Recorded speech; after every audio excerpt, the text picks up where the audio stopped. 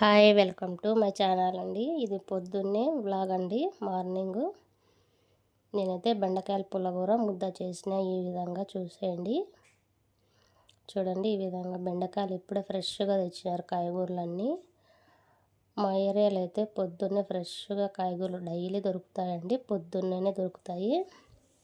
బెండకాయలు, టమాటాలు, పచ్చిమిరపకాయలు, కొత్తిమీర అన్నీ ఫ్రెష్గా తెచ్చినారు.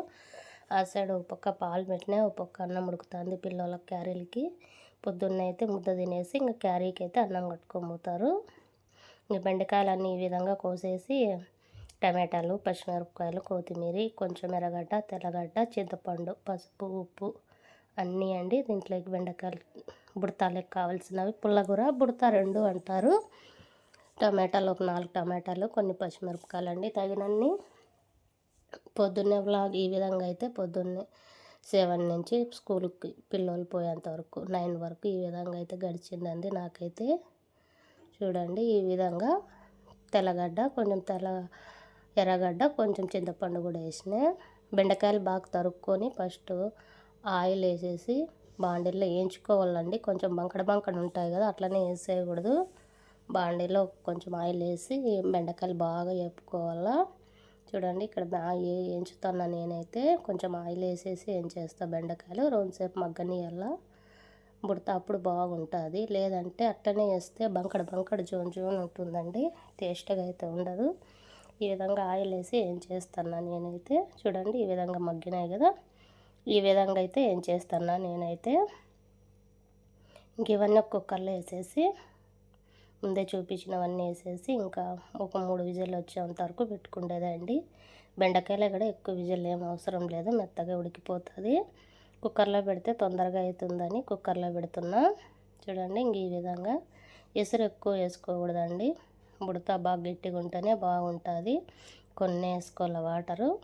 చూడండి, తగినంత ఉప్పు, ఇంకా పసుపు కూడా వేసేసి కొన్ని వాటర్ వేసి ఇంకా 3 విజిల్ వచ్చేంత వరకు ఉడకనిచ్చుకోవాలా. ఉండే పసుపు వేసేస్తాను. పసుపు అయిపోయింది, ఉండేది వేసేసిన సరిపోతుంది.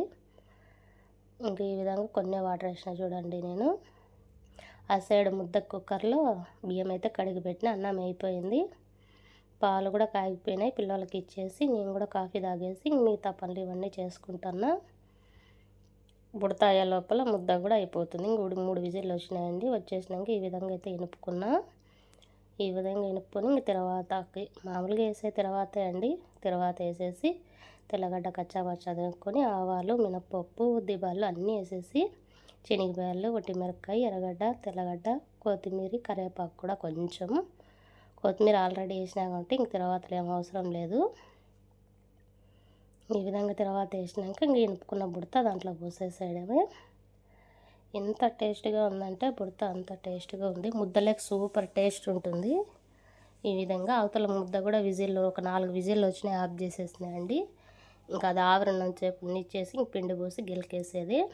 కుక్కర్లో పెడితే ముద్ద కూడా తొందరగా అయిపోతుంది. ఈ విధంగా ఇంకా ముద్ద కూడా గిలికేసి తినేసేదే అండి. పిల్లలు అయితే క్యారీ కట్టి పంపించేసిన. ఇది మా కోసము. పిల్లలు అయితే బుడత వద్దన్నారు. దాన్నే లెమన్ రైస్ మాదిరి కలిపి పంపించేసిన. మేమైతే ముద్ద బుడత తింటాము. అన్నం చేసేసి లెమన్ రైస్ చేసి కలిపి పంపించేసిన పిల్లలకి. బుడత చూడండి, ఈ విధంగా ఉంది.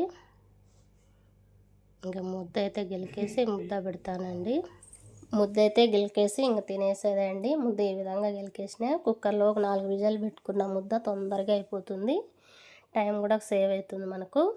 ఈ విధంగా అయితే ఇంకా ముద్ద చేసేసి ఇంకా పుల్లగూర వేసుకొని తినేసేదండి. ముద్ద పుల్లగూర సూపర్ టేస్ట్ ఉంది. మీలో ఎవరికి ఇష్టం ఈ కాంబినేషన్ అంటే నాకు కామెంట్ చేయండి. చూస్తున్నారు కానీ లైక్ చేయలేదండి, సబ్స్క్రైబ్ చేసుకోండి. ఈ విధంగా ముద్ద ఈ చల్లటి వాతావరణానికి వేడి వేడి ముద్ద బెండకాయ పుల్లగూర సూపర్ టేస్ట్.